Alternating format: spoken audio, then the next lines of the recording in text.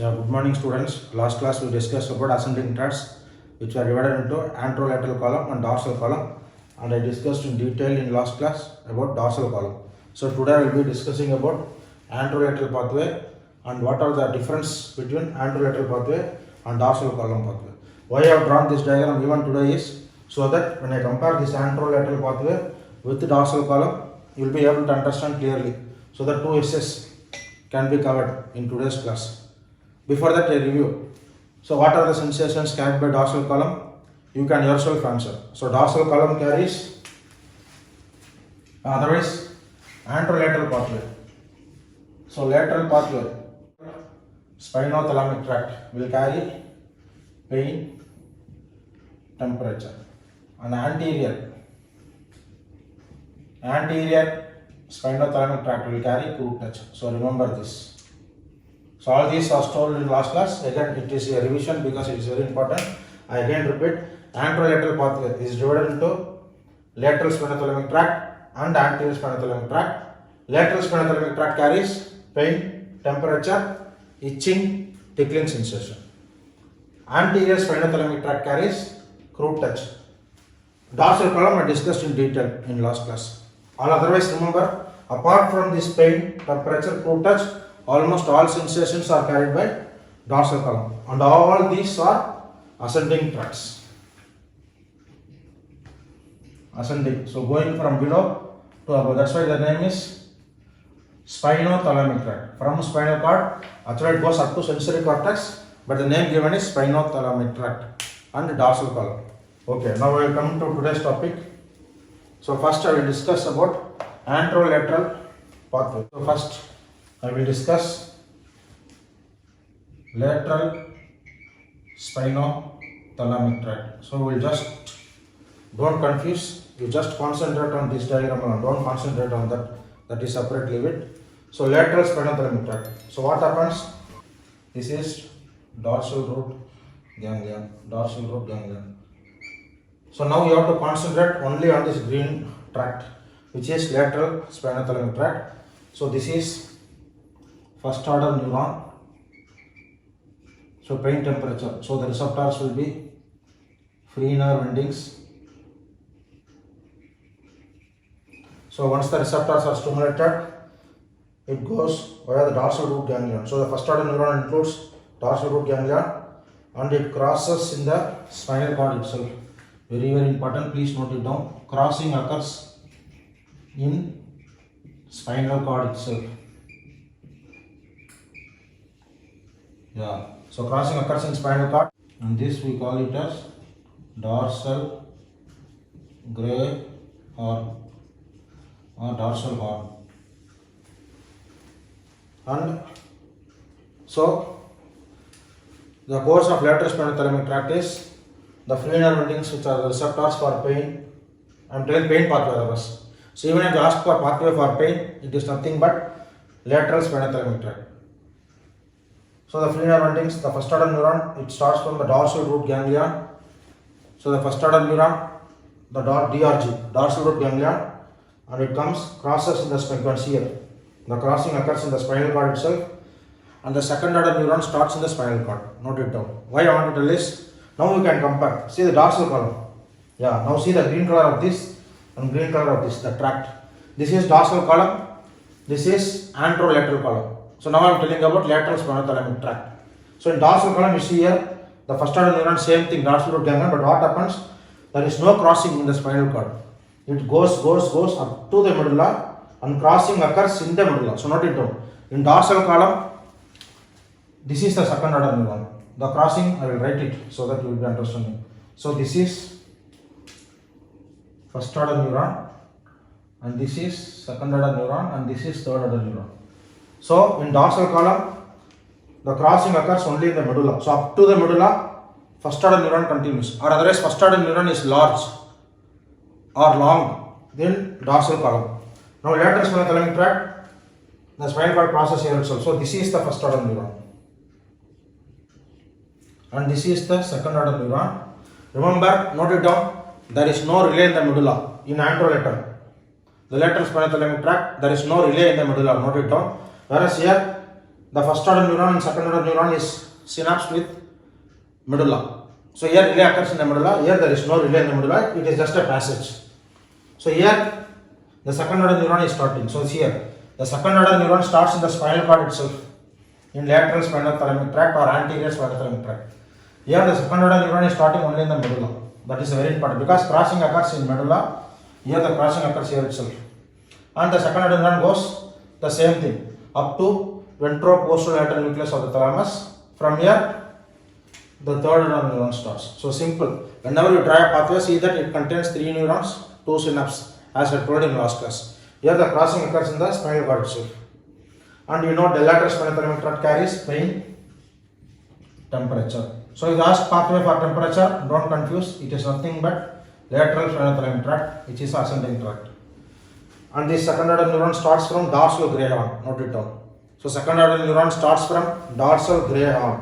Whereas in case of dorsal column, the second order neuron starts from nucleus gracilis, if it is from the lower limb. Or the second order neuron starts from nucleus cuneatus, if it is from upper limb, that's all. And now let me go for anterior spinal thalamic tract, which is also a part of anterolateral tract pathway. Anterior spinal thalamic tract carries crude touch. So you can see the blue color, again same thing, dorsal root ganglia, again it crosses in the spinal cord. Again dorsal root ganglia, it is here, the blue color, green color. The blue color is anterior spinal thalamic tract, the green color is lateral spinal, both are same because both crosses in the spinal cord. The only difference, why the name is, you can see here. The lateral spinal thalamic tract goes via the lateral horn of spinal cord. Anterior spinal thalamic tract, anterior horn.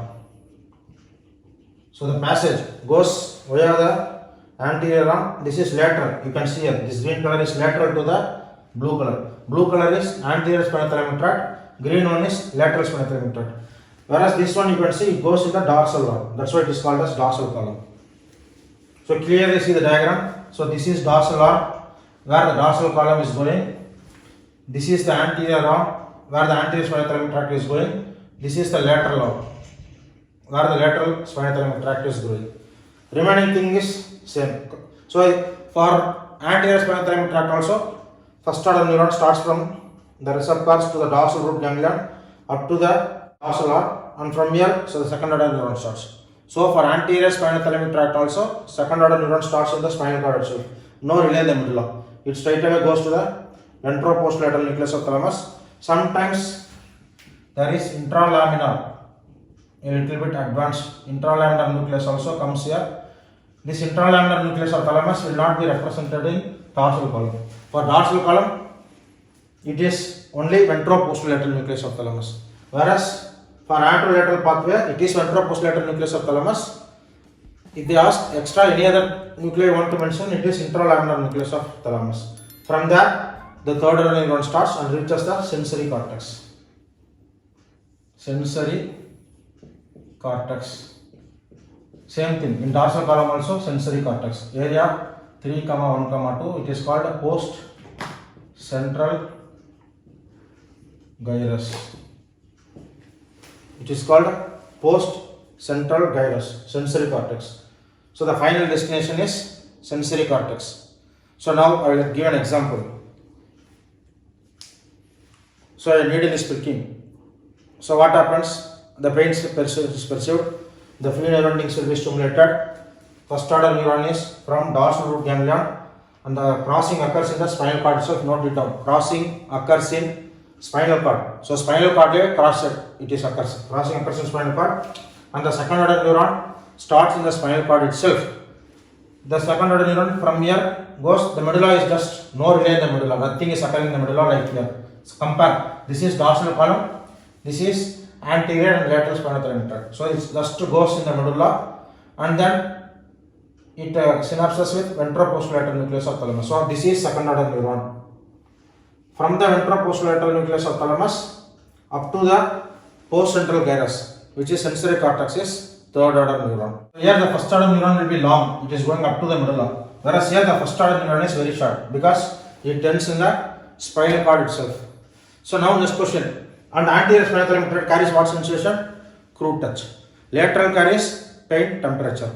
Dorsal column carries almost all sensations except this, like fine touch, 2-point discrimination, vibration, proprioception, stereognosis. All these we discussed in previous session. And now applied aspects. So for just understanding what is the role of this, again repeat, pinprick. So what happens?